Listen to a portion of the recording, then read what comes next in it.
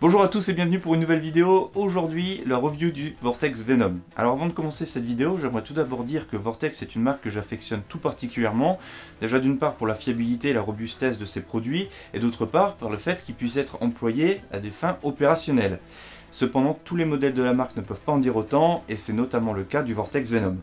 Alors pour ceux qui nous suivent depuis un moment, le protocole de test des Red Dot vous est sûrement familier. Pour ceux qui nous rejoignent, il est établi de la façon suivante. Un test d'immersion, des tests de changement brusque de température, 500 coups tirés le plus rapidement possible, manipulation sur divers supports, puis retest du 0 à 25 mètres, et j'attache également une importance à l'autonomie et à l'ergonomie sur les matériels testés. Cette vidéo va ainsi s'articuler de la manière suivante. D'abord ce qui représente selon moi des axes d'amélioration, et d'autre part ce que j'ai bien aimé sur le Vortex Venom. Alors je vais tâcher d'être factuel histoire de vous faire économiser du temps.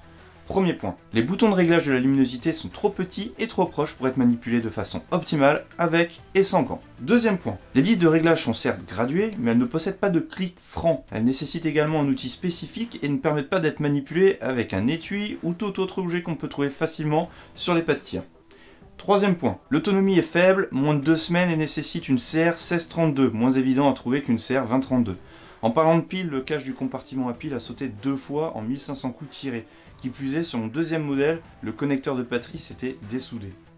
Quatrième point, l'ajustement automatique de la luminosité ne s'adapte pas suffisamment rapidement au changement brusque de luminosité. En me servant de ma lampe tactique à main ou d'une lampe montée sur arme, le point rouge disparaissait totalement. Cinquième point, j'ai été surpris de m'apercevoir que l'eau s'écoulait assez facilement de la surface vitrée. Cependant, il n'y a pas d'évacuateur d'eau comme sur le RMR par exemple, si bien que l'eau s'accumule et au premier coup tiré, l'eau est projetée sur la surface vitrée et on n'y voit plus rien. Sixième point, changement brusque de température, la surface vitrée est givrée ainsi que le cache de protection de la LED, rendant ainsi le Red Dot complètement inutilisable. Cependant, il s'agit d'un dénominateur commun sur l'ensemble des systèmes ouverts. Septième point, l'épaisseur du Vortex Venom nécessite des visées comparables à des montagnes pour effectuer un co-witness. Huitième point, la robustesse. 2 racks contre une surface en bois de type barricade ont suffi à le briser, le rendant ainsi totalement inutilisable. Enfin, je dirais que j'en suis à mon troisième Vortex Venom. Le premier a lâché au bout de 300 coups pour panne électronique, le deuxième a perdu son 0 au bout de 500 coups et a lâché de manière électronique également, et le troisième ici a complètement été rendu inutilisable par casse mécanique. Passons à présent au point positif. Premier point, le Vortex Venom est quand même un bon rapport qualité-prix, son prix est franchement abordable.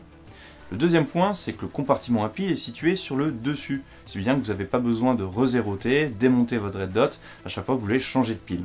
Troisième point, l'acquisition est quand même agréable et rapide, et ça je pense que c'est dû au fait que le frame est quand même assez fin. Enfin, quatrième point, le Vortex Venom est garanti à vie, et ça c'est quand même un argument de taille.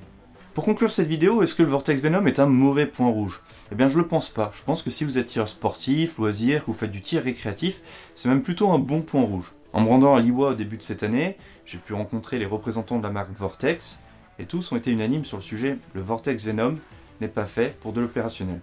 En tout cas, j'espère que cette vidéo vous a plu et qu'elle vous sera utile ainsi qu'à votre entourage. Bref, comme on dit en anglais, trust your gear, trust your skill.